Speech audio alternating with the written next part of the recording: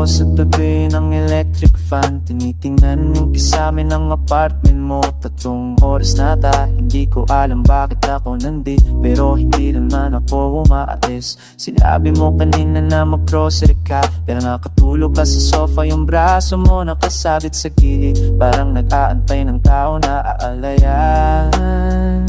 Sobrang dami mo sa utak ko, parang lahat ng iisip ko. May mukha mo sa gilid, kahit ang paraan ko ng paglakad, pati yung pagpili ko ng ulam, nadadamay ka na. Binibilang ko yung beses na sinabi kong pangalan mo today. Nakalimutan ko na kung saan ako pupunta kanina. Naalala ko lang na dapat kitang tawagan, yeah.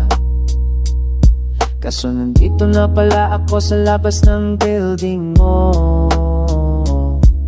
naglalakad pabalik. Ang damit mo na iwan sa bahay, nilalagay ko sa upuan habang nanonood ng TV. Parang may kasama ko. Sobrang dami mo sa utak ko, parang lahat ng iisip ko. May mukha mo sa gilid, kahit yung paraan ko ng paglakad, pati yung pagpili ko ng ulam, nadadamay ka na. Hindi ko alam kung normal pa ba to,